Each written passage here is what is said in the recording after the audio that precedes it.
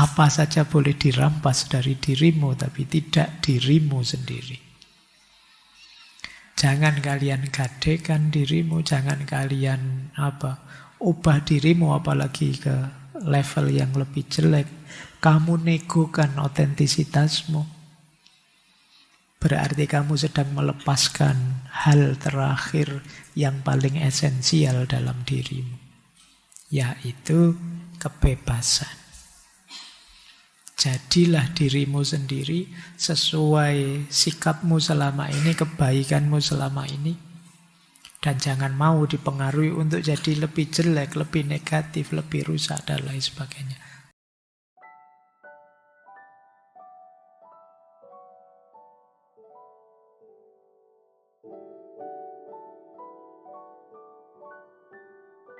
Sejauh mana sih kita sebagai bangsa ini tangguh? Jadi resiliensi kebangsaan. Kemampuan satu bangsa untuk bertahan, beradaptasi, bangkit kembali ketika menghadapi krisis, bencana, konflik, penjajahan, pandemi, tekanan global. Sambil tetap menjaga identitas, persatuan, dan keberlanjutannya. Tidak sekedar survive, tapi juga recover dan transformation. Tidak sekedar bouncing back dan bouncing with, tapi juga bisa bouncing forward. Kalau bisa begitu, bangsa ini luar biasa. Tapi unsur-unsurnya setidaknya ada 6. Nanti kalian nilai sendiri ya, kita kuat di mana. Kalau 6-6-nya kuat, kemungkinan resiliensi kita kuat. Ketangguhan kita sebagai bangsa luar biasa. Yang pertama, identitas dan nilai bersama. Secara konsep kita punya banyak. Pancasila, Bhinneka Tunggal Ika, gotong royong, dan lain sebagainya secara konsep. Tapi apakah nilai bersama ini hidup? Coba kalian teliti ya. Pancasila misalnya, benar tidak sih kita ini sudah Pancasila sekali jalan hidup kita? Coba kalian teliti nanti. Kalau iya, paling tidak kita sudah kuat di identitas dan nilai bersama. Yang kedua, kohesi sosial. Tambah kompak satu bangsa, tambah dia kuat, resiliensinya tambah tinggi. Tapi tambah terpecah-pecah dia, terfragmentasi dia, yang masing-masing fragmen fanatik semua, dengan kelompoknya masing-masing, partainya masing-masing. Semakin kita sulit untuk membentuk kohesi sosial yang kuat. Kalau kohesi sosial tidak kuat, ya resiliensi bangsa ini melemah. Yang ketiga, kepemimpinan dan institusi yang kuat. Ini kalian saja yang bahas ya, bukan saya.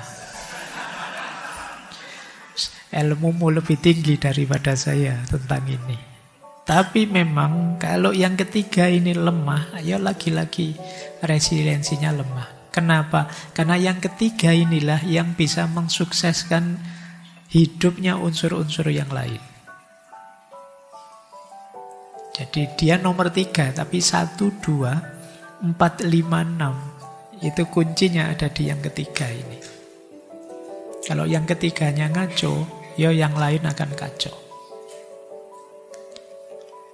Yang keempat, ketahanan ekonomi dan kemandirian. Ini tidak perlu saya jelaskan. Tentu saja kemandirian ekonomi akan jadi kunci kekuatan bangsa. Yang kelima, ketahanan budaya dan spiritual. Tidak mudah terpengaruh, tidak mudah terombang-ambing. Sadar budaya dan hidup budaya itu termasuk spiritualitasnya.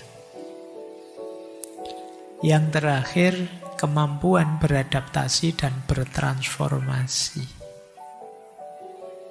Jadi kemampuan untuk mengikuti perkembangan zaman dan berubah jadi lebih baik. Ini juga jadi kunci resiliensi satu bangsa. Nah, ini teorinya. Nanti isinya apa kalian ya yang coba kalian ulas satu-satu, sejauh mana kita kuat di identitas dan nilai, di kohesi sosial, kepemimpinan dan institusi, ketahanan ekonomi dan kemandirian, ketahanan budaya dan spiritual, termasuk kemampuan beradaptasi dan bertransformasi. PR ya buat kalian. Yo paling tidak jadi bahan orasimu. Yo ben orasine rotok mutu sithik ngono ya. Baik, sudah mau waktunya. Ada kalimat menarik, Viktor Frankl tadi. Kata beliau, segala hal boleh diambil dari seorang pria, kecuali satu hal, yang itu kebebasan terakhirnya sebagai manusia, yaitu untuk mempertahankan sikapnya dalam situasi apapun. Ini yang tadi saya sebut di awal ya. Apa saja boleh dirampas dari dirimu, tapi tidak dirimu sendiri. Jangan kalian gadekan dirimu, jangan kalian ubah dirimu apalagi ke level yang lebih jelek. Kamu negokan otentisitasmu. Berarti kamu sedang melepaskan hal terakhir yang paling esensial dalam dirimu, yaitu kebebasan. Jadilah dirimu sendiri sesuai sikapmu selama ini, kebaikanmu selama ini. Dan jangan mau dipengaruhi untuk jadi lebih jelek, lebih negatif, lebih rusak, dan lain sebagainya. Bertahanlah sebagai dirimu. Karena kadang-kadang pengaruh bisa dari mana-mana, bahkan bisa dari circlemu sendiri untuk mengubah dirimu. Sehingga tidak otentik lagi. Yang pada akhirnya engkau akan merasa asing dengan dirimu sendiri. Loh, aku kok bisa begitu ya? Aku kok bisa senakal itu ternyata. Aku bisa sejahat itu ternyata. Aku bisa serusak itu ternyata. Jadi berarti kamu sedang melepaskan hal paling penting, yaitu menjadi dirimu sendiri. Ini dalam konteks apapun ya, dalam konteks apapun kalian perhatikan ini. Terakhir, Mary Ann Ratmaserfusius, penulis seniman. Keberanian tidak selalu menggelegar. Terkadang keberanian adalah suara lembut di penghujung hari yang berkata, aku akan mencoba lagi besok.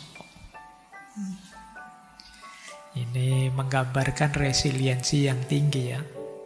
Hari ini gagal tidak masalah, besok aku ulang lagi. Hari ini jatuh tidak masalah, besok aku kembali lagi. Dan tidak perlu woro-woro, tidak perlu menggelegar, tidak perlu harus cerita kemana-mana, posting selfie kemana-mana.